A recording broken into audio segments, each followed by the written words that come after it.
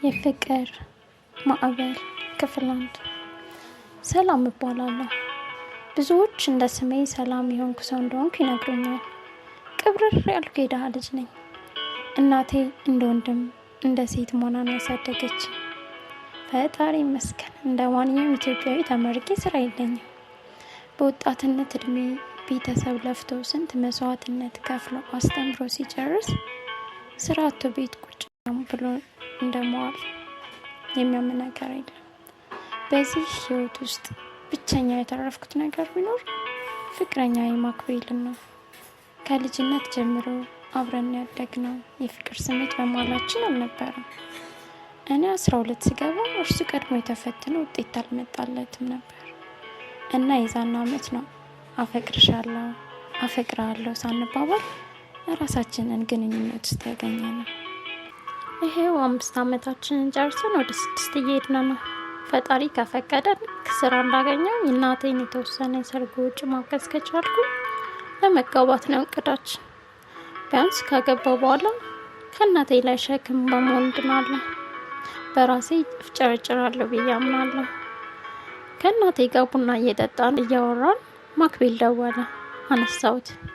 ሄሎ ሰላም። ውዬ ማክ፣ ሰፈር ነኝ። የተለመደ ቦታ እየጠበቅኩሽ ነው፣ ቶሎ ነይ። እሺ መጣሁ ብዬ እናቴን መጣሁ ቆይ ማክቤል ፈልጎኝ ነው፣ ከቆየሁብሽ ወደ ስራ ሂጂ እሺ አልኳት። ስሜት በዛው በለበስኩት ቱታና ነጠላ ጫማ ወደ ማክቤል አመራሁ። ከፍቅር አጋራችሁ ጋር በጣም ስትቀራረቡ ስለለበሳችሁት ልብስ ግድ አይሰጣችሁ።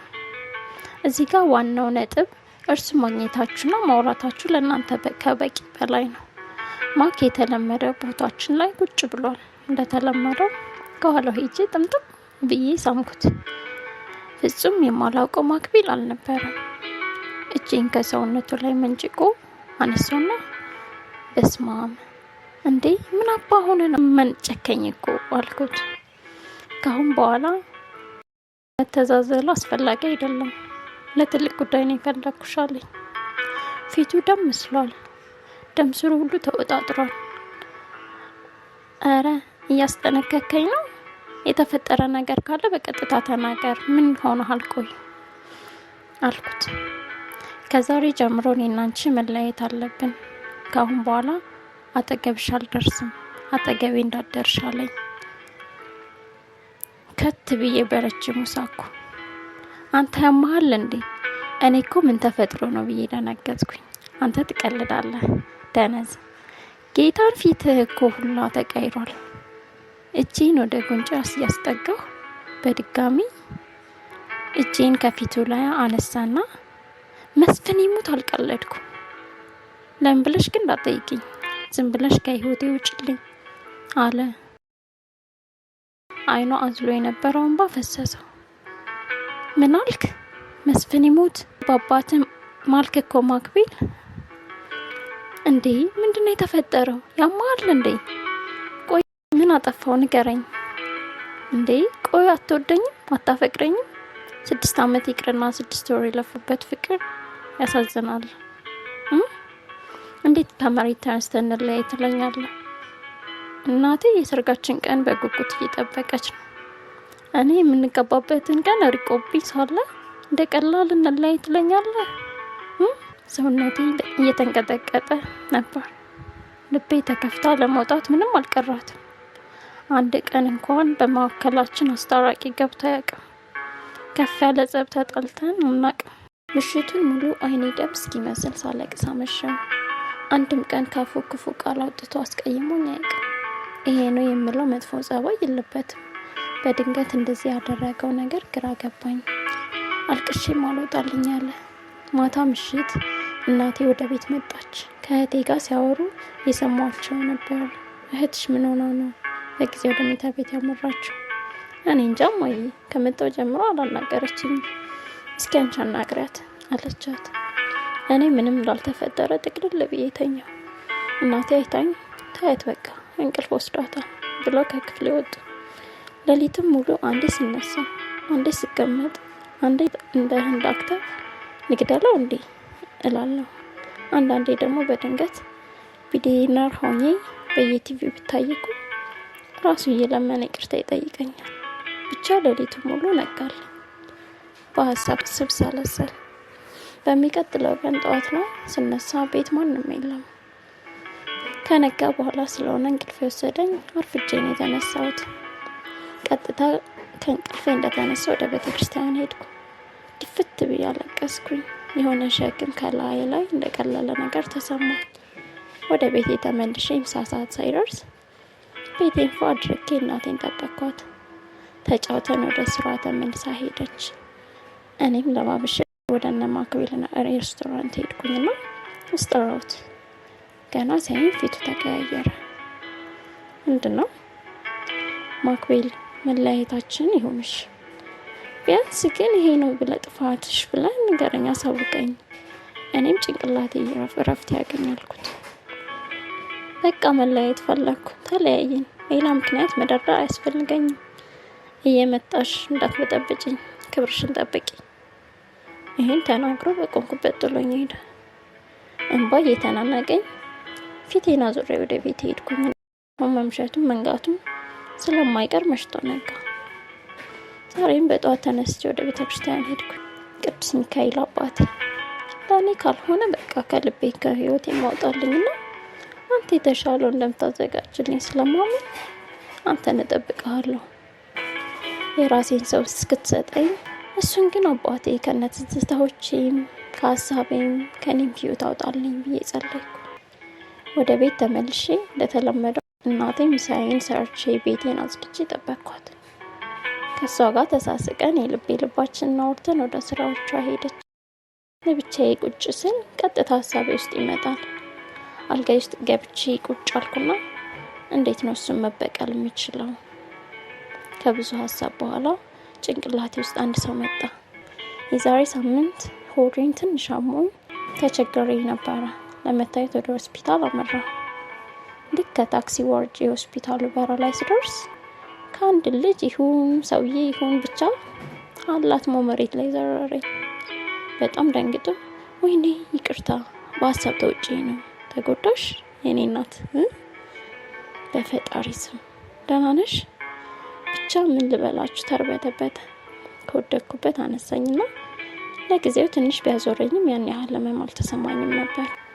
ወዴት ነሽ? ምን ልርዳሽ አለኝ። ወደ ሐኪም ቤት ልገባ ነው፣ ግን ወደ ቤቴ ልመለስ ነው አልኩትኝ። እሺ ነይ እኔ ልሸኝሽ አለኝ። እንኳን ለመንዳት ለማየትም የምታሳሳ መኪና ውስጥ አስገባኝ። ይቅርታ አላየሁሽም ነበር፣ እሺ ካመመሽ ወይ የሆነ ጉዳት ስሜት ከተሰማሽ ደውይልኝ ብሎ ቁጥሩን ሰጠኝ። ወደ ቤት ሸኝቶኝ ተመለሰ። ይሄው 1 ሳምንት ሙሉ ትዝ አላለኝም ነበር።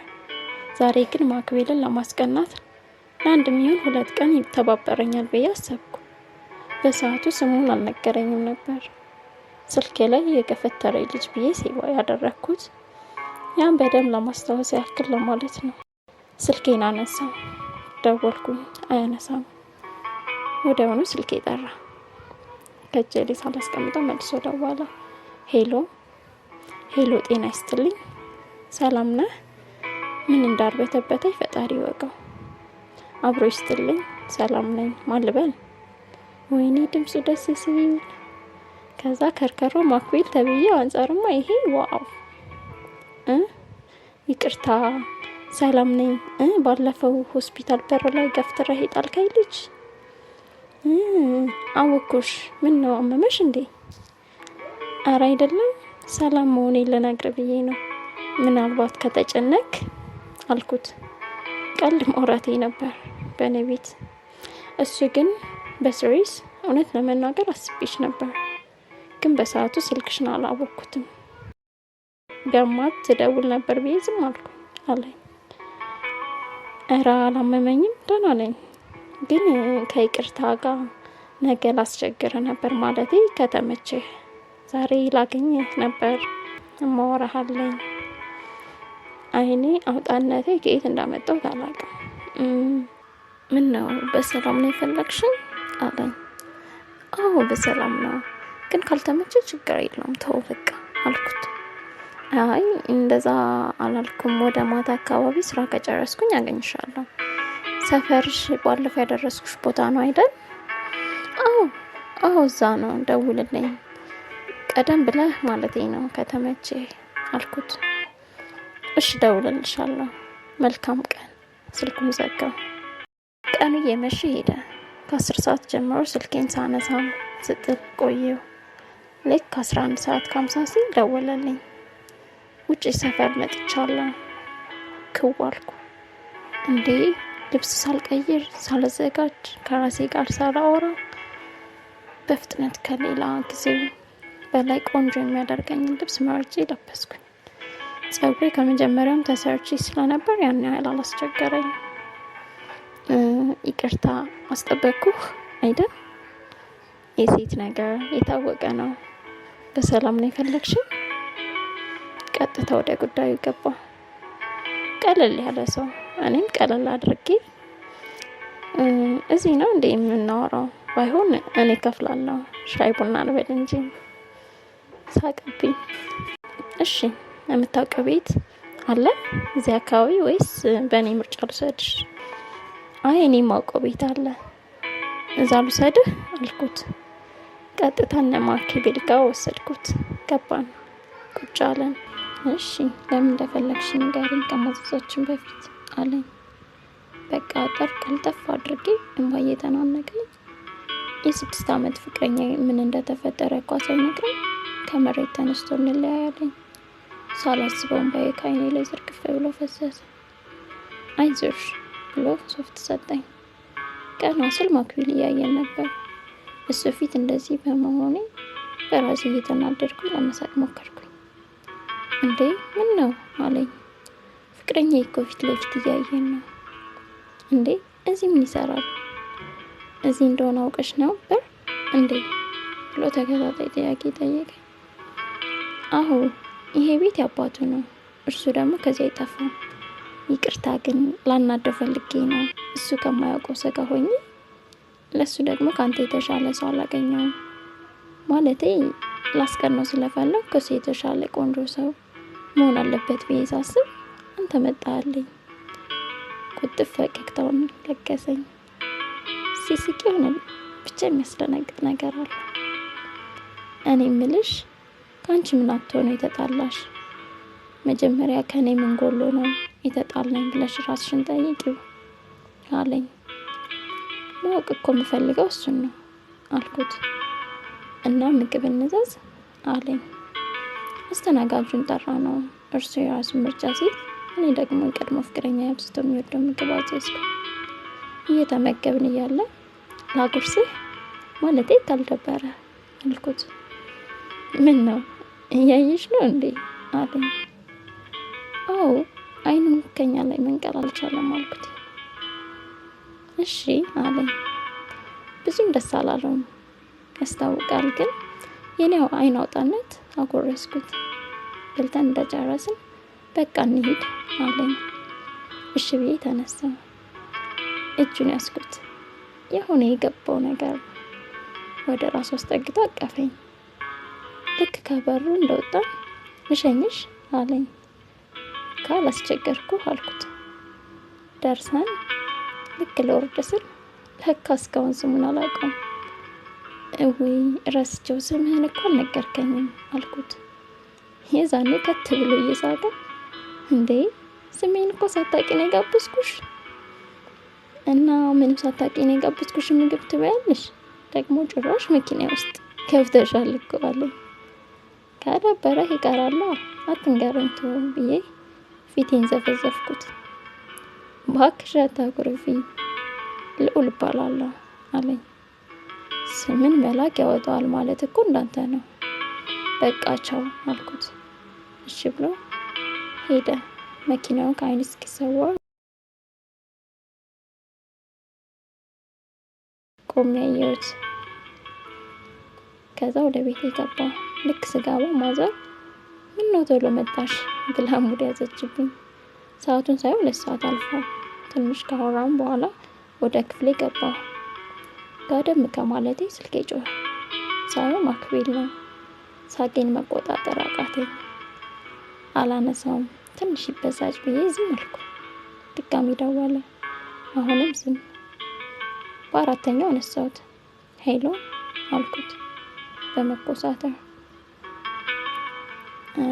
ምን ነው ስልክ አታነሽም? መጀመሪያ ሰላምታ አይቀድምም? ስልክ ያላነሳሁት ደግሞ ከቅድመ ፍቅረኛዬ ጋር ነበርኩኝ። በሰላም ነው የደወልከው? አዎ ላውራሽ ፈልጌ ነበረ። ከተመቸኝ እሺ አልኩት።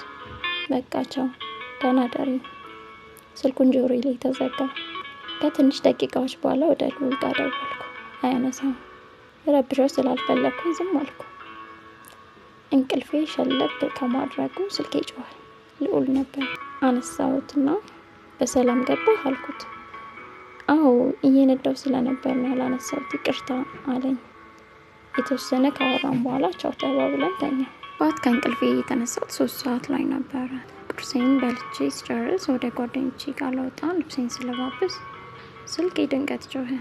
ማክቤል ነው። አነሳሁት። ሄሎ አለኝ። አቤት አልኩት። ዛሬ እንገናኛለን ተባብለናል ነበር? ከተመቸሽ አሁን ላገኝሽ በራችሁ ጋር ነኝ አለኝ። ጠብቀኝ ብዬ ከ10 ደቂቃ በኋላ ወጣ። ተኮሳትሮ ነበር የጠበቀኝ። ሰላምታ ከተለዋወጥን በኋላ ለምንድነው ልታናግረኝ የፈለግከው አልኩት። በውስጤ ይቅርታ የሚጠይቀኝ እንደሆነ እርግጠኛ ነበርኩኝ። እኔም ትንሽ ከለመነ በኋላ እሺ እንደምለው ወስኜ ነበረ። እሱ ግን የትናንትናው ልጅ ፍቅረኛሽ ነው አለኝ ኮስተሩ ተኮሳትሮ። ለምን ጠየቀኝ አልኩት። አይ እኔ እንድትጎጂ አልፈልግም፣ ላስጠንቅቅሽ ብዬ ነው። ማለት አልኩት። ውስጤ ግራ ግብት ብሎታል። እሱ እኮ በጣም ሀብታም ነው፣ በጣም ታዋቂ ነው። መኪና አስመጭና ላኪ ድርጅት አላቸው ከወንድሞቹ ጋር። በዛ ላይ የራሱ የሆነ ምን የመሰለ ሆቴል አለው። ስታስቢው ዝቅ ብሎ ከአንቺ ጋር የሚሆን ይመስልሻል? እኔ እኳ የራሴ የምለው ምንም ነገር ሳይኖረኝ በአባቴ ግሮሰሪ ተግራርቼ ነው አንቺን ደሃ ነሽ ብዬ የተውኩሽ። እስኪ ራስሽን ተመልከች። አንቺም ሆንሽ ቤተሰቦችሽ ከዚህ ከቆመ የጭቃ ቤት በቀር የራሴ የምትሉት ምንም የላችሁም እና ላስጠንቅቅሽ ብሎኝ በቆምኩበት ጥሎኝ ሄደ። ብቻ አላቅም፣ በስለት እንደተወጋው ነበር ሰውነቴ ሁላ ድንዝዝ ያለው። ማክቤል አልመስልሽ አለኝ። ላይን ያስጠላኝ፣ በጣም ቀፈፈኝ። እስከ ዛሬ ፍቅረኛ የመሆኑ ሳስብ ሰቀጠጠኝ። ፈዝዤ በቆምኩበት የሆዴን ህመም መቆጣጠር አቅቶኝ መሬት ላይ ወደኩ። ከየት መጣ ሳልለው የሆነ ሰውዬ መጥቶ አነሳኝ። ራሴን ለማረጋጋት እየሞከርኩ ወደ ቤት ገብቼ ተኛሁ። ማሰብ ጀመርኩ። ግማሹ ልቤ እውነቱን ነው፣ አንቺ ተመረቃሽ እንኳን ስራ የለሽም፣ የራሴ የምትይው የግል ቤት የለሽም ይለኛል። ግማሹ ልቤ ግን ለፍቅር ገንዘብ መስፈርት አይሆንም። ብቻ ጭንቅላቴ ሊፈነዳ ደርሷል። ሳወጣ ሳወርድ ከራሴ ጋር ስታረቅ ብቻ ክፍሌ ሆኜ በሀሳብ ሀገሪቷን ሳስብ ከሀሳቤ ልዑሌ ነበር ደውሎ የቀሰቀሰኝ። እንደከፈኝ እንዲያውቅ ስላልፈለግኩኝ እንደ መሳቅ ብዬ ሄሎ አቶ ልዑል ምን ነበረ ስለው፣ አይ ዛሬስ ፍቅረኛሽን አታስቀኝም ይልልሽ ነበር አለኝ። በዛ ረጋ ባለ ድምፁ አይ ታውቁብሃል፣ በቀጥታ ላገኝሽ ነው የሚባለው አልኩት። እሺ የት እንገናኝ? እዛው ባለፈ ቤት ነው አልኩት እየተፍለቀለኩ።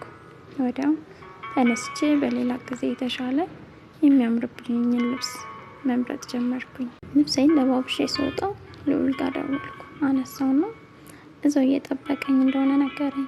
ሄድኩ። ውስጥ ስገባ ማክቤል የለም። ለነገሩ አይኑን ማየት ራሱ ነበር ያስጠላኝ። ልክ ስንገባ ተነጋጇን በእጄ ጠርቻት አሁን ካጠገቤ ይዘሽ የሄድሽውን ምግብ ይዘሽልኝ ነይ አልኳት።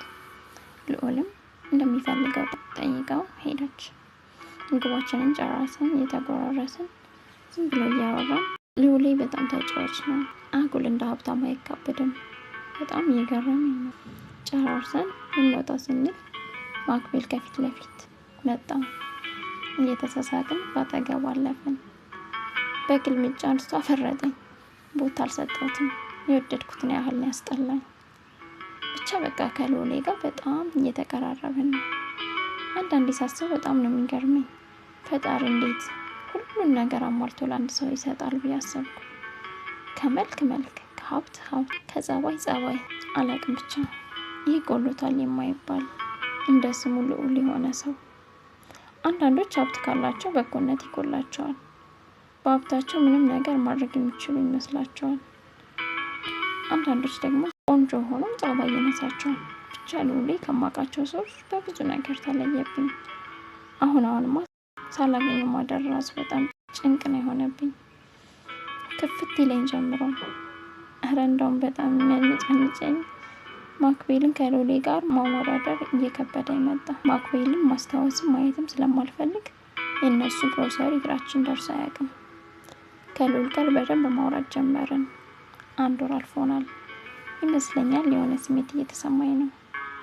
ነገር ግን እሱ ጋር ስደርስ አላስነቃም። አንዳንዴ ልዑል እየተደበረብኝ ይመስለኛል። ምክንያቱም ማክቤል ያለኝን ሳስታውስ እውነት እንደሆነ እሱ ሀብታም ስላልሆንኩ ባይወደኝ ብዬ አስባለሁ። ስለዚህ በሆነ ነገር ልፈትነው አሰብኩኝ። ልክ እንደተገናኘን በመጣደፍ የሆነ ጥያቄ ልጠይቅህማ አልኩት። መቼም አንዴ ሲፈጥረኝ እርጋታ ብሎ ነገር አልፈጠረብኝም። እሺ መልቃቂት አለ እየሳቀ። ሲስቅ አንዳች ሰውነትን ስጥቅ የሚያደርግ ምትሃት ነገርማ አለ። በቃ ተወው፣ ስንወጣ መኪና ውስጥ እነግርሃለሁ። ብቻችንን ስንሆን አልኩት። እሺ እንደተመቸሽ አለኝ። ደግሞ እኮ ሲያወራ ቃላቶቹ አንቺ ቅደሚ አንቺ የሚባባሉ ነው የሚመስለው። አቤት እርጋታቸው! ልክ መኪናው ስንገባ ወደፊት ነዳው አልኩት። የት እንደምንሄድ ባያውቅም ይነዳዋል። ብቻ ዞር ስል ትንሽዬ ቦታ አየሁ። አቁመው ሳይታወቀኝ አንባረኩበት። እሺ ተረጋጊ እንጂ ሰላም አለኝ። ትንሽ ተጉዘን ከመኪናው ወረደን። ለሁለታችንም በደንብ እየተያየን ለማውራት የሚመቸን ቦታ መረጠ። ከዛም ቁጭ አለን። እርሱ ትንሽ ከፍ ያለ ድንጋይ ላይ እግሩን ከፍቶ ተቀመጠ። ከጎኑ ወደ እርሱ ዞሬ ቁጭ አልኩ። እሺ አጅሪት ቀጥይ አለ። ለመስማት እንደጓጓ የሆነ ነገር ሹክ ብሎኛል። ምን መሰለህ፣ የሆነ ጥያቄ ልጠይቅህ አልኩት። ምን ብዬ እንደምጀምር ግራ እየገባኝ እኮ ነው። ጠይቂኝ ብቻ አፈቅርሃለሁ እንደዚህ አለ። አነጋገሩ የቀልድ አይመስልም። ማለት አልኩት። ያው አንዳንድ ጥያቄዎች መልስ የላቸውም። ቀጥይ አለ። እሺ ብዬ በቃ ለምሳሌ መንገድ ላይ የሄድክ አንድ የኔ ቢጤና 1 ሚሊዮን ብር ብታገኝ ቀድሞ ልብ የትኛውን ይከጅላል አልኩት። መልሱን እስክሰማ ተጨነኩኝ። በቃ ለዚህ ነው እዚህ ድረስ ያመጣሽኝ ብሎ አፍንጫዬን ጎተተኝና ወደ መልሱ ስገባ እኔ ቢጤውን እመርጣለሁ። ምክንያቱም እኔ የብር ችግር የለብኝም። ይህ ጥያቄ ለአንድ የኔ ቢጤ ብታቀርቢለት መልሱ ገንዘብ ይሻላል። እኔን ስጠይቂኝ ደግሞ ሰውየውን አልኩሽ። ሰው የሌለውን ነገር ነው የሚመኘው። እኔ ገንዘብ አለኝ፣ ፍቅር ግን የለኝም። በአሁኑ ሰዓት ከገንዘብ ይልቅ አንድ የልቤን የማማክረው እውነተኛ ሰው ባገኝ ነው የምመርጠው። እኔ ሚስት ማግባት ብፈልግም ገንዘቧን አይቼ አይደለም ማግባት የምፈልገው። ለምን መሰለሽ? በቤት ላይ ቤት፣ በመኪና ላይ መኪና፣ በገንዘብ ላይ ገንዘብ እንጂ ፍቅርን አትሰጠኝም። አንድን ሴትን ሳፈቅራት ክፍተቴ እንድትሞላልኝ እፈልጋለሁ። የኔ ክፍተት ገንዘብ አይደለም። የኔ ክፍተት እውነተኛ ፍቅር ነው። ገንዘብ ሳጣ ጤነኛ ሆኖ የሚኖር ሰው አውቃለሁ። ሁሌ እየሳቀ የሚኖር አውቃለሁ። ያ ማለት እኔ ገንዘብ አለኝ፣ ጤነኛ ሆኖ የሚኖር ሰው ቀናለሁ። ሁሌም እየሳቀ የሚኖር ሰው ቀናለሁ። የልቡን ሁሉ ዝርግፍ እያደረገ ለልብ ጓደኛው ሲያማክረው ሰው ይቀናሉ። ምክንያቱም አሁን የጠቀስኩልሽ ነገሮች ሁሉ የኔ የለኝም። እነዚህ ነገሮች ያላቸው ሰዎች ግን ለእነሱ እንደ ተራ ነገሮች ናቸው።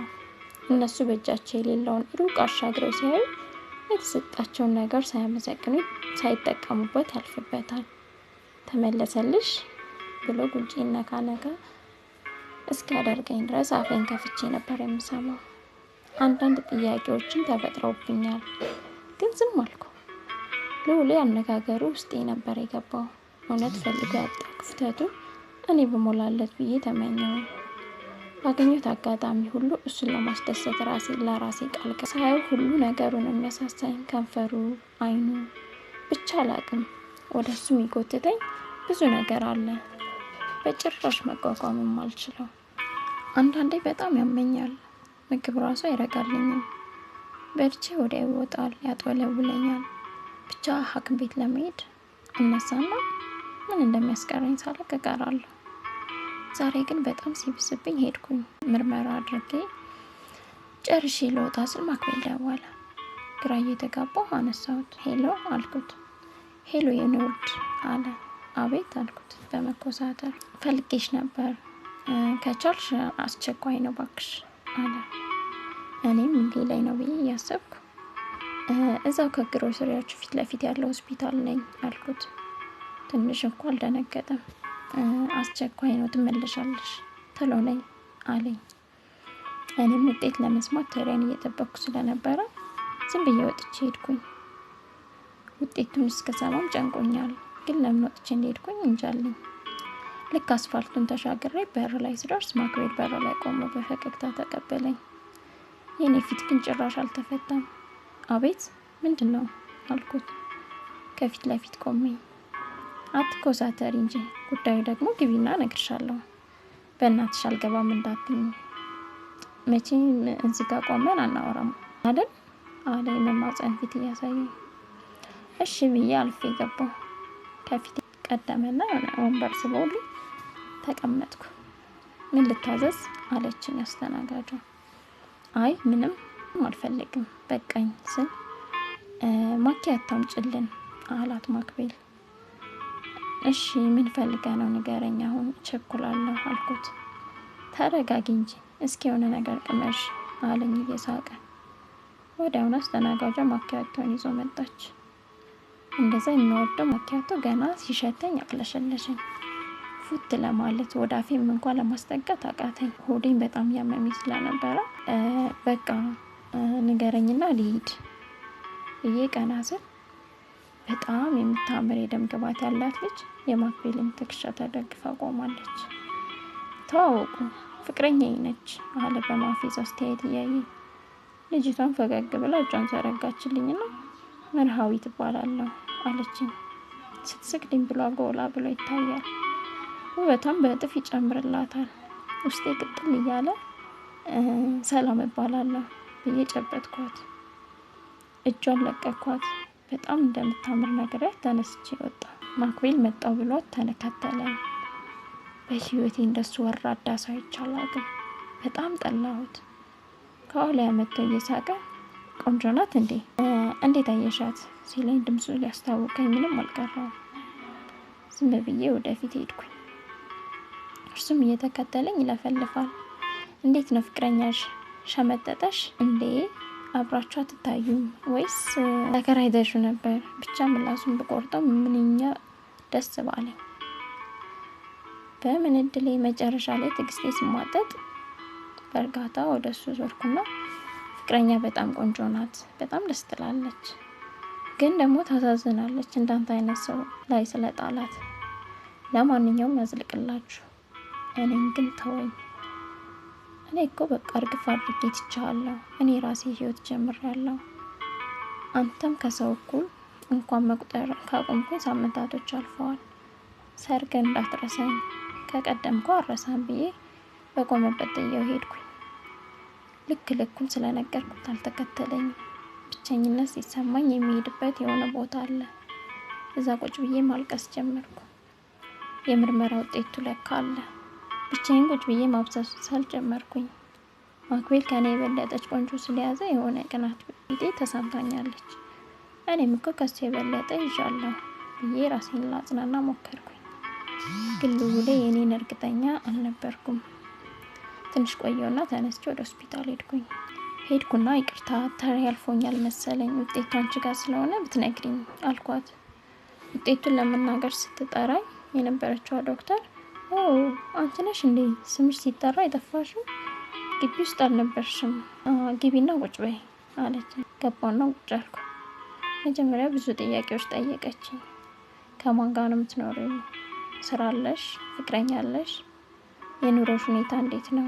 ብቻ ብዙ ጥያቄ ከጠየቀች በኋላ ውጤቱን ነገረችኝ።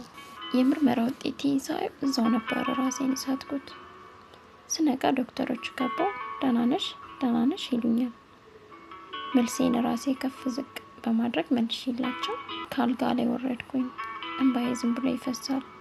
አንዷ ዶክተር ሶፍ ሰታኝ እንድረጋጋ ነገረችኝ። መረጋጋት ግን አቃተኝ። ደህና እንደሆንኩ ነግሬያቸው ዝም ብዬ ወደ ቤት ሄድኩ። በቤት ታናሽ እህቴ ብቻ ነው ያለችው። ስታኝ ደንግጣ ሮጣ መጣ አቀፈችኝና ዝም እንድትል አስጠንቅቂያት ወደ ክፍሌ ገብቼ ጥቅልል ብዬ ተኛሁ። አለቅስ ስገላበጥ አመሻሽ ደርሶ እናቴ ወደ ቤት መጣች። እቤት ስትገባ ከሳሎን ስጣጣ ወደ ክፍሌ መጣች። ብታንኳኳ ዝምታ ነበር መልሴ። የበሩ ድብደባና ድምጿ በጣም ሲረብሸኝ ተነስቼ ከፈትኩላት። ስታኝ ደነገጠች። ምን ነው ልጄ ምን ሆነሽብኝ እያለች ፊቴን ስታስረሸኝ እንባዬን መቋቋም አቃተኝ። ፊቴን አዙሬ ወደ አልጋዬ ሄድኩኝና ተከትለኝ ገባች። አልጋዬ ላይ አረፍ ካለች በኋላ ወደ እሷ ጎትታ ግድቦታ ላይ አስተኛች። በይ አሁን በርካታ የሆንሽውን ነገር ንገሪኝ አለችኝ። ከእናቴ ምንም ነገር አልደብቃትም። ከልጅነቴ ጀምሮ እንደ ልብ ምስጢረኛዬ ጓደኛዬ ሆናን ያሳደገችኝ። ሌላው ቀርቶ ትምህርት ቤት እንኳን የፍቅር ደብዳቤ ሲሰጠኝ ከእናቴ ነበር ከፍቼ ማንበብ። ጠቅመኝና የማይጠቅመኝን ነገር ከእርሷ የተሻለ የሚያውቅ ሰው አለ ብዬ ስለማላስብ ነው ምንም ነገር ማልደብቃት። አሁንም ሁሉም ነገር አፍረጥርጬ ብነግራት ደስ ባለኝ ነበር፣ ግን እንደማልችል ገባኝና እናቴ እኔን ብትሰማ ምን ያህል እንደምታፍር ሳስበው ሰቀጠጠኝ። እናቴ በቀላሉ እንደማትፋታኝ ስለገባኝ የሆነ ታሪክ ፈጥሬ ልነግራት እያሰብኩ ያለ ድንገት ሎሌ ከአይምሬ ውስጥ ብልጭ አለ። ልጄ ምን ሆነሻል? በሆለሳስ ድምፅ ጠየቀችኝ። ምን መሰለሽ ማም ፍቅር ያዘኝ አልኳት እየተቅለሰለስኩ።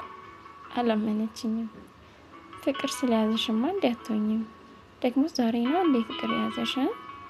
ይህን ያህል ጊዜ ከማክቤል ጋር ስትቆዩ ፍቅር እንደያዘሽ ነበር ማውቀው። እኔ እናትሽ ስተኝ ህፃን ልጅ ነው እንዴ መመስልሽ? ባይ አሁኑኑ እውነቱን ብትነግሪኝ ይቻልሻል። ብትዋሽኝም አውቅብሻለሁ። እሺ አፋጠጠችኝ። እኔም ድርቅ ብዬ እማዬ ከማክቤል ጋር ተለያይተናል፣ ከሌላ ሰው ጋር ነው ፍቅር የያዘኝ።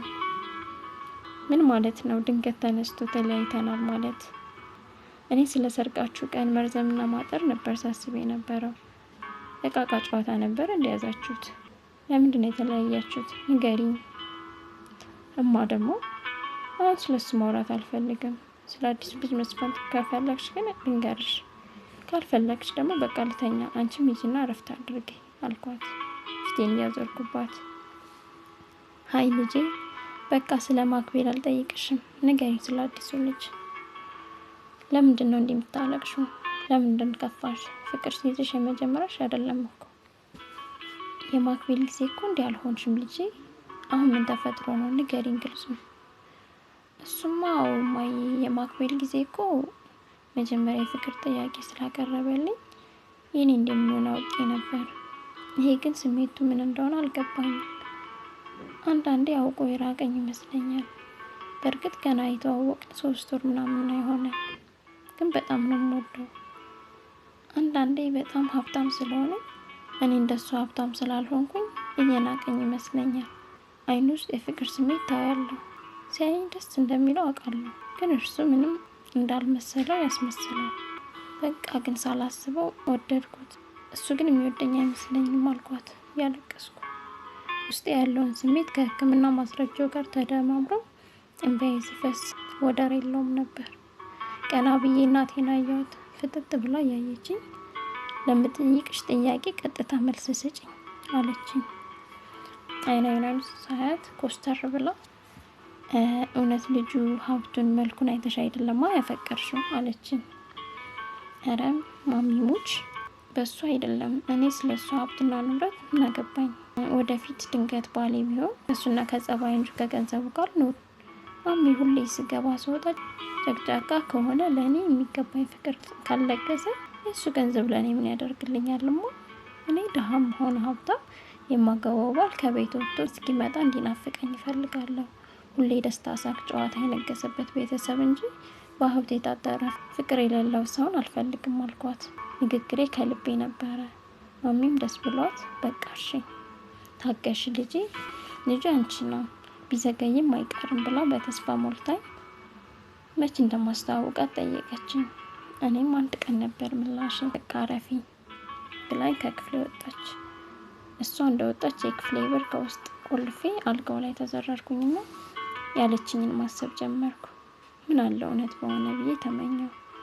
ግን ደግሞ ሉሊ የኔ እንደማይሆን ከመቼውም በላይ አረጋግጫለሁ። ኧረ እንደውም ድጋሚ ሁሉ አጠገቡ ላልደርስ ወስኛለሁ። እኔ ያን ያህል ጨካኝ መሆን አልፈልግም። በተለይ ደግሞ ሉሊ ያን ሁሉ ነገር ልነግረው ወይስ ዝም ብዬ ስልኬን አጠፋፍቼ ልጥፋ? አላቅም። ብቻ በጣም ግራ ገብቶኛል። ምን እንደማደርግ ጨንቆኛል። በዚህ ሰዓት ሚስጥሬን የማማክረው ጓደኛ ቢኖረኝ ደስ ይለኝ ነበር። ግን መናገር በራሱ ያሳፍራል። ውርደት መስሎ ታየኝ። በቃ ምሽቱን ሙሉ ሳስብ ሳለቅስ አመሸሁ። በዛው እንቅልፍ ጣለኝ። ጠዋት ስነሳ ከጠዋቱ 4 ሰዓት ሆኗል። እናቴ ማታን ነገር ስላየች ሳትቀሰቅሰኝ ነው ወደ ስራ ሄደችው። ተነስቼ ተጣጥቤ ለባብሼ ቀጥታ ወደ ሆስፒታል ሄድኩኝ። ለማስወረድ ፈልጌ ነበር። ያው ግን እንደገመትኩት አልቀረም። ማስወረጃ ጊዜው አልፏል። አንዳንዴ በህይወታችሁ ሳትፈልጉ ጭካኔና ኃጢአት አስተምሮን የሚያልፉ ብዙ ሰዎች አሉ። በቃ ምን እንደማደርግ ነበር የጨነቀኝ። ለማንም ሳልናገር ብን ልጥፋ እንዴ እላለሁ። በሆስፒታል ወጣሁ።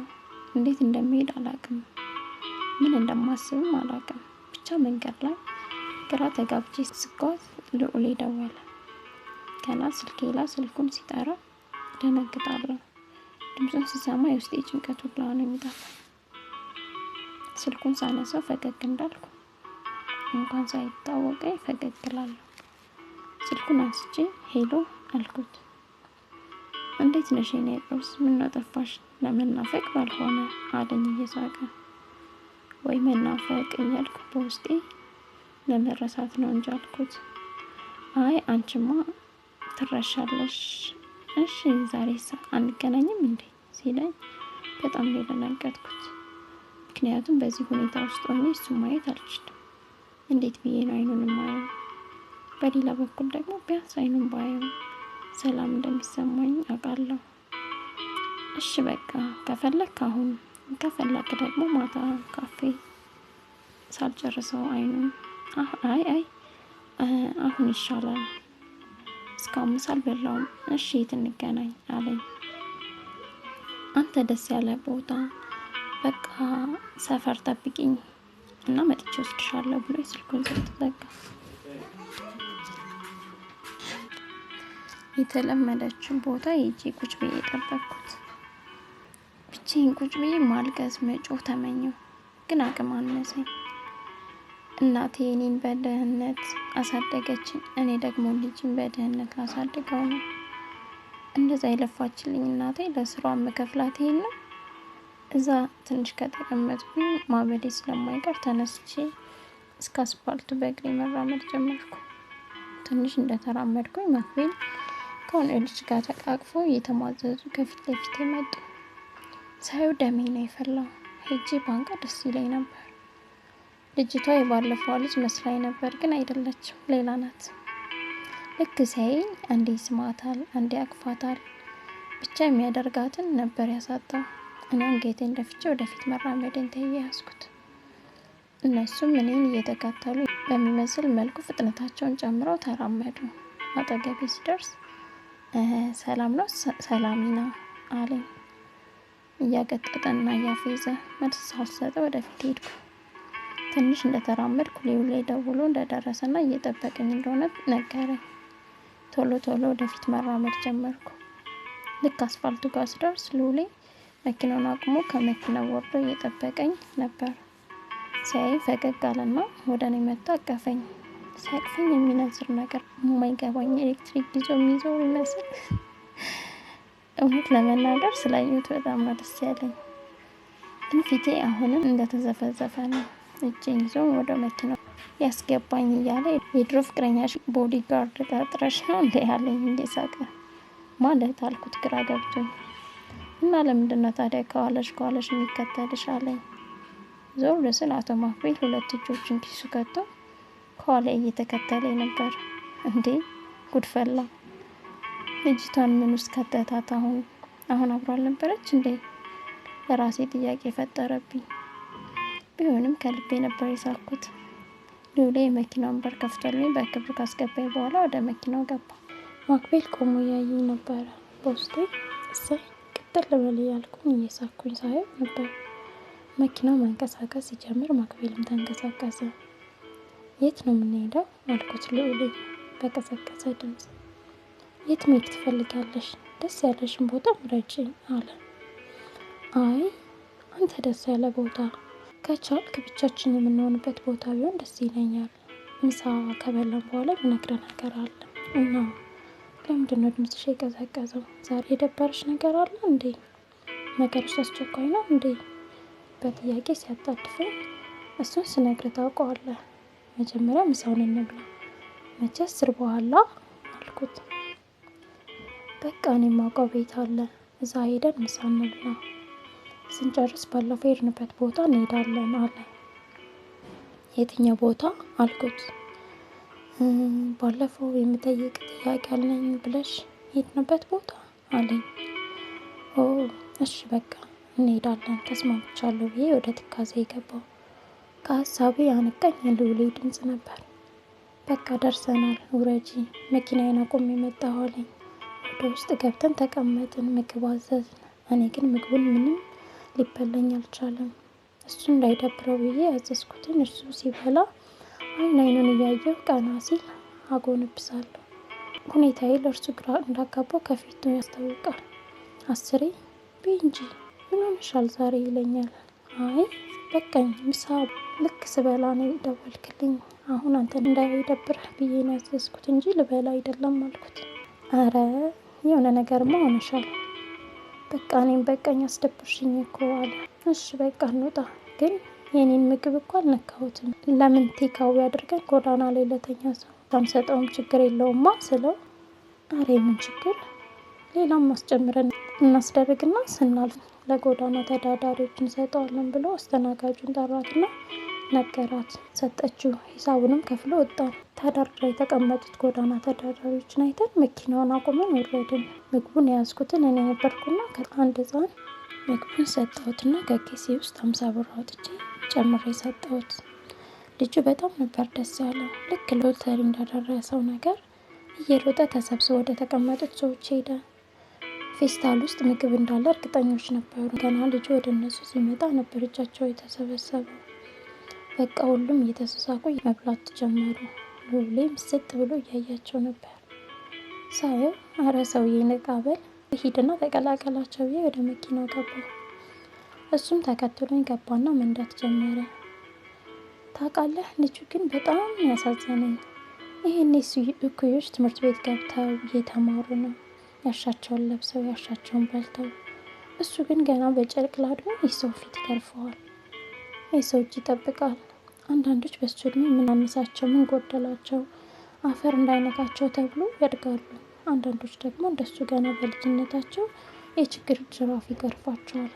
አሁን ይሄ ልጅ ምንም ተስፋ አድርጎ ነው የሚኖረው አልኩት። እንባዬ እየተናነቀኝ። ሉሌ ፈጠን ብሎ ነገን ተስፋ አድርጎ ነው የሚኖረው። እርሱ ፈጣሪ ያደለው ጤና አለው። ሰው በተለያየ በሽታ ነገ እንደሚሞት እያወቀ ይኖር የለ እንዴ? የልጁን ሕይወት ደግሞ ብሩህ ማድረግ የምንችለው እኛ ነን። ለምሳሌ አንቺ ለምን ብር ሰጠሽው? የእሱ ብር መስጠት ማለት ልጄ የበለጠ እየጎዳሽው ነው። ይሄ ልጅ በእርግጠኝነት የሆነ ሱስ አለበት። እሱ እንኳን ባይኖር ጓደኞቹ ይኖርባቸዋል። ስለዚህ ይሄ ብር ለሱሳቸው ማስታገሻ አዋሉት ማለት ነው። ነገም መጥቶ ሌላ ሰው ብር ሲሰጣቸው እሱም ለሱሳቸው አውሉታል። ስለዚህ ሱሳቸውን እያስፋፉ ይሄዳሉ ማለት ነው። ይሄንን ብር ከምትሰጫቸው ይልቅ የ5 ብር ዳቦ ገዝተሽ ብትሰጫቸው ግን ከረሃብ ነው የምታስታግሻቸው። ገባሽ አለኝ። ወደ እኔ እያየ ሲያወራ በጣም ስሜታዊ ሆኖ ነበር። ንግግሩ ደግሞ ምንም ሀሰት የለውም። እስከ ዛሬ ግን አስተውዬው አላውቅም። ለጎዳና ተዳዳሪዎች ብር ሲሰጣቸው ትልቅ ውለታ ያዋልኩላቸው ይመስለኝ ነበር። ለካ እየጎዳቸው ነበር ስለው፣ አይ ከዚህ በኋላ ካወቅሽ አንድ ነገር ነው፣ በየደረስን ነው፣ ወሬውን ለመናገር ተዘጋጅ አለኝ። እኔ ግን በውስጤ አልንገረው እንዴ? ቢያንስ ለትንሽ ቀን አብሬው ልቆይ እንዴ አላለሁ። አንዱ ልቤ ደግሞ ወደፊት ነገሩ እየከፋ እንደሚሄድና ከአሁኑ ንገሪው፣ ወደ አንዱ ቤተክርስቲያን ትጠፊያለሽ ይለኛል። ብዙ አሰብኩ፣ ግን ለሉሌ መናገር ግድ ሆኖብኝ አገኘሁት። በቃ ሁሉንም ነገር ነግሬው ከአሁን በኋላ ባላገኝ ይሻለኛል ብዬ ወሰንኩ። ቦታው ጋር ስንደርስ ከመኪና እንደወርድ ጋበዘኝና ወረድኩ። የባለፈው ራሱ ቦታ ላይ ሄደን ተቀመጥን። አቀማመጣችን ግን የዛሬው ዝም ብሎ ፊት ለፊት ነበር። እንዲህ ግን ስትሆኝ ታስጠያለሽ፣ እሺ አያምርብሽም አለኝ። ለማሳቅ መሞከሩ ነው፣ ግን አልተሳካለትም። የበለጠ ልቤ እየመታ ነው። ልቤ የሆነ በቃ ወጥታ ልትበር ያህል እያስጨነቀችኝ ነበር። አይኔን እያየ ንገሪኛ አለኝ። ለመስማት እንደጓጓ ግልጽ ነው። በሱ ቤት ጥሩ ዜና መስሎታል። በመጀመሪያ የሆነ ነገር ልነግር እፈልጋለሁ። በጣም እድለኛና ልዩ ሰው እንደሆንክ እንድታውቅ እፈልጋለሁ። ፈጣሪ እንዳንተ ሁሉን ነገር አሟልቶ የሰጠው ሰው የለም። አቋረጠኝ። ተሳስተሻል። ፈጣሪ አንድ በጣም የምፈልገውን ነገር ነጥቆኛል። እሱን የሆነ ቀን ታውቂ ይሆናል አለኝ። ምንድን ነው ንገረኝ። ድጋሚ ላላገኝ እችላለሁ ስለው በጣም ደነገጠ። ማለት አለኝ ከመቀመጫው እየተስተካከለ። መጀመሪያ አንተ ንገረኝ አልኩት። እኔማ ታውቂያለሽ፣ ያው ፍቅረኛ ነው። እናቴ አባቴ ሞተዋል። 2 ወንድሞች አሉኝ። እነሱም ስለ ገንዘብ እንጂ ስለ ሌላ ነገር ግድ አይሰጣቸውም። በጣም ብቸኝነት ይሰማኛል። ከስራው ስገባ ከገንዘቤና ከመኪና ጋር ላወራ፣ በዛ ሰዓት ቤት ቁጭ ብላ ውሎዬን እንዴት እንደነበር፣ ምን እንዳስደሰተኝ፣ ምን እንዳስከፋኝ የሚጠይቀኝ እናት ብትኖረኝ ደስ ይለኝ ነበር ሲለኝ በጣም አሳዘነ። የሚከፈለውን መስዋዕትነት ከፍዬ አብሬው ብቆይ ደስ ይለኝ ነበር፣ ግን ከአቅሜ በላይ ነው። ገና ላወራ ስጀምር እምባዬ ቀደመኝ። ሉሌ ደንግጦ ወደ ራሱ አስጠግቶ እቅፍ አደረገኝና ከኪሱ ሶፍት አውጥቶ ሰጠኝ። እንባዬን ጠራረገልኝ። ምን ሆነሽ ነው? ሰላሚና ንገሪኝ እንጂ በፈጣሪ ስም በጣም ያስጨነቅሽኝ ነው። ምንድን ነው እንዲህ መሆን አለኝ። እኔም ታሪኩን እንዲህ ብዬ ጀመርኩለት። ምን መሰለ፣ ከማክቤል ጋር ከመለያየታችን በፊት አብረን አድረን ነበር። ባል የሚሆን መስሎኝ ነበር፣ የሚያፈቅረኝ መስሎኝ ነበር። እሱ ግን አንዱን በቂ ምክንያት ሳይሰጠኝ እንደ ቆሻሻ አውጥቶ ጣለ። እነሱን አሁን ምን አመጣው? ሰላም አለኝ። እንዳታቋርጠኝ አስጨርሰኝ አልኩት እየተቆጣሁ። እሺ በቃ ላቋረጥሽም ቀጥይ ብሎ ዝም አለ። ምን እንደተፈጠረ ሳላውቅ አልፈልግሽም አለኝ። አንተ ጋር ደውዬ ላገኝ አልኩ። አገኘው፣ አወራን፣ ተግባባን። በህይወቴ ውስጥ አንተ ስትመጣ ሁሉም ነገር ያበቃ መስሎኝ ነበር። ድጋሚ ስለ ማክቤል ላለማሰብ ወስኜ ከውስጥ አውጥቼ እንደ ቆሻሻ ጥየው ነበር። በሱ ቦታ አንተን ተክቼ በውስጥ አንግሼህ ነበር። የምር ሉሌ ወድጄህም አፍቅሬህም ነበር። በዚህ አጭር ጊዜ እንዴት እሱን ረስተሽ እኔን አፈቀርሽ ልትል ትችላለህ? ግን እኔ እንጃ አላውቅም። እኔ ላንተ መጥናሃለሁ ብዬ አይደለም፣ ግን በቃ እንዲሁ የምትለይ ሰው ነህ። ግን በቃ ፈጣሪ ለሰራሁት ኃጢአት ሊቀጣ ይፈልገው ነው መሰለኝ። ይህን ዱብዳ ወረደብኝ እኮ። ሰላሚና ዱብዳው ምንድን ነው ንገሪኛ አለ። እሺ እኔ ባለፈው ሆዴን በጣም እያመመኝ ሲያስቸግረኝ ወደ ሆስፒታል ሄድኩ። ከዛም ምርመራ ሳደርግ እርጉዝ መሆኔን ነገሩኝ። አውቃለሁ በጣም ያሳፍራል። ሳላገኝህ ዝም ብዬ ልጠፋ አስቤ ነበረ፣ ግን ልቤ እምቢ ብሎኝ ነው። እንባዬ ይፈሳል። ሉሌ የጠበቅኩትን ያክል አልደነገጠም። ማስወረድ አልችልም። ቀኑ አልፎ ነበረ። በቃ ሉሌ ምን አይነት የማረባ ሰው እንደሆንኩኝ የገባኝ አሁን ነው። ከዚህ በኋላ ድጋሚ ላታይኝ ትችላለህ። ከሰው በታች ሆና ያሳደገችኝ እናቴን ማሳፈር አልፈልግም። በሰፈር ሰው መጠቋቋሚ አላደርጋትም። ይህን ከማደርግ ሞቴን ይመርጣል። እኔ እያወራሁትኝ ሉሌ ቃል ሳይናገር ከመቀመጫው ተነስቶ ወደ መኪናው መራ። ደንግጬ እኔም ፎንኩ። ዞር ብሎ እኳ ሳያይ መኪናውን አስነስቶ እዛው ጥሎኝ ሄደ። ተቀምጬ ጮህኩኝ፣ አለቀስኩኝ፣ ግን ማንም አዳማጭ አልነበረኝም። አይ ሉሌ ቢያንስ መጥፎ ሴት ነሽ፣ ለምን ተልከሰከሽ እኮ ሰውዬው ፊቱን አስሮብኝ ሄደ። ተግባሩ ከቃል በላይ ነገረኝ። ልክ ካጠገቤ ተነስቶ ሲሄድ ከበፊቱ የበለጠ ልቤ ተሰበረ። ሆዴን ባርባር አለኝ። ምን አለ ወደ ቤት ሲሄድ መኪና ገጭቶኝ በደፋኝ ብዬ ተመኘሁ። በቃ ቀጥታ ወደ ቤት ሄጄ ትንሽ ልብስ በፌስታል ነገር ይዤ ልወጣ ብዬ አስፋልት ለአስፋልት እንደ ሰካራም እየተንገራገጭኩ ትንሽ ተራመድኩና ታክሲ ውስጥ ገብቼ ወደ ሰፈር ሄድኩኝ። ቤት ስገባ ማዘር ቤት ቡና እያፈላች አገኘኋት። እንዴ ማሚ እንዴት ቶሎ መጣሽ ዛሬ ስላት፣ አይ ትንሽ ጨጓራዬ ነው አስፈቅጄ ወጥቼ ነው። ያችን ምስጢር ቀመሽ ብሎ እንዲሁ አዋለኝ እኮ ሲብስብኝ አስፈቅጄ መጣሁ አለች። ግን ምን ሆነሽ ነው እንዲህ ቅርጥት ያልሽው? አልቅሰሻል እንዴ ብላ ከተቀመጠችበት ወደ እኔ መጣች። እጄን ጎተት አድርጋ ሶፋ ላይ አስቀመጠችኝ። ከመቼ ጀምሮ ነው ከኔ መደበቅ የጀመርሽው? እውነቱን ንገሪኝ፣ የሆንሽ ነገር አለ አለችኝ። ማም ምንም የለም፣ ባለፈው ነግሬሽ የለም በሱ ምክንያት ነው፣ በቃ ሌላ ምንም የለም። ማም በጣም እንደተጨነቀች ከፊቷ ላይ ማየት ችያለሁ። ውይ ለምን ሄደሽ ሁሉንም ፍርጥርጥ አድርገሽ አትነግሪም? ከዛ በኋላ አንቺም አትጎጂም፣ ቁርጥሽን ታውቂያለሽ። ልጄ እንዲህ ሆነሽ ከማ ሞቴን እመርጣለሁ። ለአንድ ደቂቃ ፊትሽ እንዲጠቁር አልፈልግም፣ ታውቂያለሽ። እዚህ ምድር ላይ ለመኖሬ ምክንያቴ እናንተ ልጆቼ ናችሁ። አሁን ደርሰሽልኛል ልጄ፣ ወግ ማዕረግ እንድታሳይኝ እፈልጋለሁ፣ ከሰው እኩል እንድታደርግኝ እፈልጋለሁ አለችኝ። እናቴ ስታወራ አሳዘነችኝ። የምር ምን አለበት የምትፈልገው ነገር አድርጌ ባስደስታት ብዬ ተመኘሁ፣ ግን አልችልም። ማክቤልን የበለጠ እንድጠላው አደረገኝ። እርግጠኛ ሆኜ መናገር የምችለው ነገር ቢኖር እንደሱ የጠላሁት ሰው እዚህ ምድር ላይ እንደሌለ ነው። ከማም ጋር ትንሽ ካወራን በኋላ ወደ ክፍሌ ገባሁ። እንደለመድኩት አልጋዬ ላይ ተዘርሬ ማልቀስ ጀመርኩ። ሉሌ ቢያንስ አንድ ቃል እንኳን እንዲህ አታድርጊ ሳይለኝ ጥሎኝ መሄድ ለእኔ ጭራሽ ምንም አይነት ስሜት እንደሌለው ነው ያረጋገጠልኝ። በግማሹ ደስ ብሎኛል። ቢያንስ ሉሌ እኔን ስላጣ ምንም አይጎዳም። አሁን መስጨንቀኝ ሳቋን፣ መልኳን፣ ሞራሏን፣ ደምግባቷን ለእኔ ሰጥታ እሷ የተጎሳቆለችውን እናቴን አንድ ነገር እንኳ ሳላደርግላት ሳልጠቅማት ጥያት መሄድን ሳስብ ውስጤ ይቆስላል። ግን ቢያንስ ከወለድኩ በኋላ ሁሉንም ብነግራት ይሻላል ብዬ አሰብኩ። ከወለድኩ በኋላ ተመልሼ እመጣለሁ እያልኩኝ ከራሴ ጋር ካወራ በኋላ ለእናቴ ደብዳቤ ልጻፍ ወረቀትና እስክሪብቶ አዘጋጀሁ። ግን ምን ብዬ ልጀምር? በጣም ግራ ገባኝ። ግን መጻፍ እንዳለብኝ ደግሞ አውቃለሁ። መጀመሪያ በጣም እንደምወዳት ጻፍኩላት።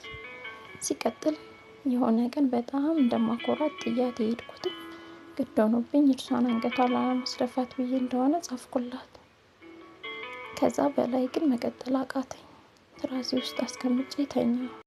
በጠዋት ተነስቼ ከዚህ ሰፈር እንደምጠፋ ወስኜ ጨርሻለሁ። ጠዋት ስነሳ ሰዓቱ ለምሳ ሰዓት እየተቃረበ ነበር። እናቴ የሰሞኑ ሁኔታ ካየች በኋላ ጠዋት እኔ ካልተነሳ እሷ መቀስቀስ አቁማለች። ምን አለበት ማታ አላርም በሞላ ብዬ እየተነጫነጭኩኝ ተነስቼ ልብሶቼን ማስተካከል ጀመርኩ። ቤት ውስጥ ማንም የለም። እህቴም ትምህርት ቤት ሄዳለች። ብቻዬን መሆኔን ለእኔ ጥሩ እንደሆነ እያሰብኩ ነፃነት ይሰጡኛል ብዬ የማስባቸው ልብሶች ከተትኩኝ። ከድሮም ቀጫጫ ለመሆኑ እርግዝናዬን ጭራሽ እንዳይታወቅ አድርጎልኛል። ልብሴን ከታትቼ ጨረስኩ። ደብዳቤውን ፊት ለፊት ላይ በደንብ እንዲታይ አድርጌ ካረጋገጥኩ በኋላ ቤቱን ዞር ብዬ ለመሰናበት ከክፍሌ ወጣሁ።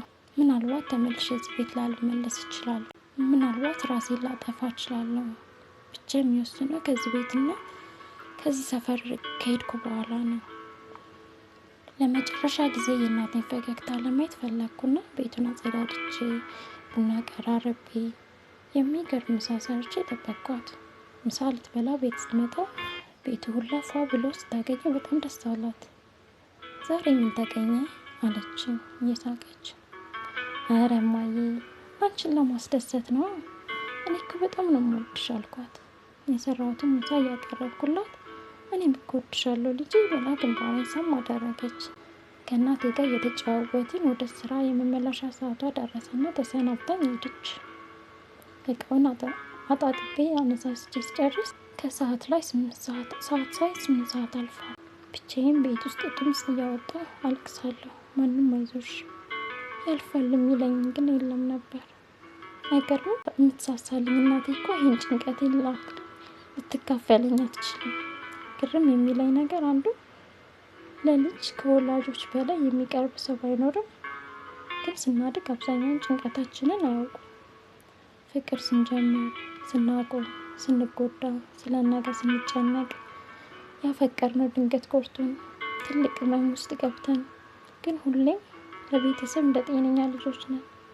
የኔ እናት እኮ እስካሁን ድረስ ምስጢረኛዬ፣ ገመና ሸፋኝ ነበረች። እኔ ግን ገመናዋን ልሸፍንላት የምፈልጋት አይነት ልጅ ልሆንላት አልቻልኩም። እሷ ሰራተኛ፣ እኔ ቤት እመቤት ሆኜ አረፍነው።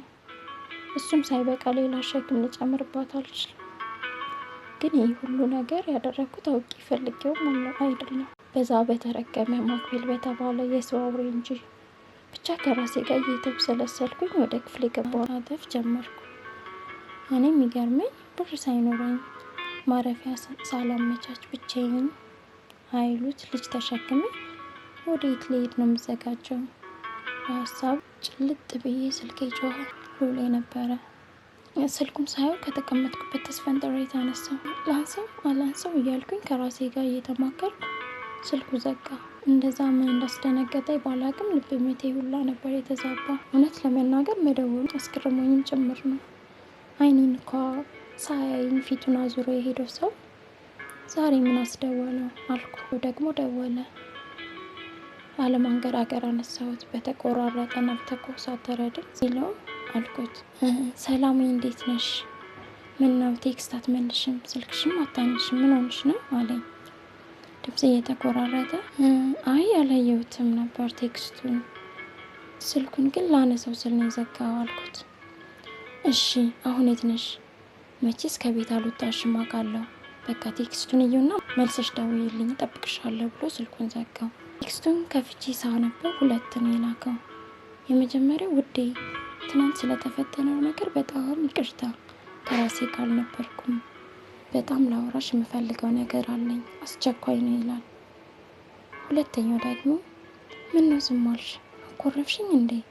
ይቅርታ ሰላም፣ ግን ከመሄድሽ በፊት አንዴ ብቻ ላገኝሽ ይላል። ልክ አንብቤ ስጨርስ ደወልኩለት። አነሳው። ለምን እንደፈለገኝ በስልክ ንገረኝ፣ በአካል መገናኘት አንችልም፣ ልሄድ ነው አልኩት። እሺ ሰላምና ትሄጃለሽ፣ ግን በአካል አግኝቼሽ ነው ላናግርሽ የምፈልገው። ራስሽ አልነበርሽ እንዴ እንደምታፈቅሪኝ እንደምትወጂኝ የነገርሽኝ? እና የምትወጂውን ሰው አትሰናበችም እንዴ ሲለኝ አላስቻለኝም። አይኑን አይቼው ልመጣ ብዬ አሰብኩ። እሺ የት እንገናኝ ስለው አስፋልት ጋር እየጠበቅኩሽ ነው ውጪ አለኝ። ስልኩ ተዘጋ። እንዴት መጣ ግራ ገባኝ። ብቻ እያጣጠፍኩ የነበረውን ልብስ ጥዬ ልወጣ ስል የለበስኩት ልብስ ሳይ አስጠላኝ። ድጋሚ ወደ ክፍሌ ገብቼ ሆዴን በደንብ የማያሳይ ግን የሚያምር ልብስ ፍለጋ ልብሶቼን ዝብርቅርቃቸውን አወጣሁ። በስተ መጨረሻ አይኔ ያረፈበትን ቀሚስ ለብሼ ከንፈሬን በስሱ ተቀብቼ ወጣሁ። ልክ ስወጣ የአማክቤል ተብዬው ከቤታችን ፊት ለፊት ቁጭ ብሎ ሳየው ደሜ ነው የፈላው። ይህን ሰሞን ደግሞ እየተከታተለኝ ነው ወይስ አጋጣሚ ነው? ግራ ገባኝ። ግን ምንም እንዳልመሰለኝ ሆኜ ገልመጥ አድርጌው አለፍኩ። ልክ አስፋልቱ ጋር ስደርስ ሉሌ ከእስከ ዛሬው በተለየ በጣም አምሮበት ነበር። ፊቱም ደስ ያለ ይመስላል። ያንን የዘፈዘፍኩትን ፊት እሺ ከፊት ለፊቱ አንገቴን ደፍቼ ቆምኩ። እረ ለምቦጭሽን ሰብስቢው ብሎ ጉንጬን ነካ ነካ አደረገኝና አንገቴ ስር ሳመኝ። መኪናውን ከፍቶ እንድገባ ጋበዘኝ። ገባሁ። እሱም ገብቶ መኪናው ሲንቀሳቀስ ማክቤል ተብዬው ዛሬ ከኋላ ተከትሎኝ ነበር። ሉሌ አይቶት እንዳላየ ዝም ብሎ እኔም ዝም አልኩኝ። ወዴት ነው የምንሄደው? ቸኩያለሁ አልኩት። ይቅርታ ትንሽ ደቂቃ ብቻ ስጭኝ፣ ባይሆን ለሱ ጋዛ እስከምትሄጅበት ኢንሻአላህ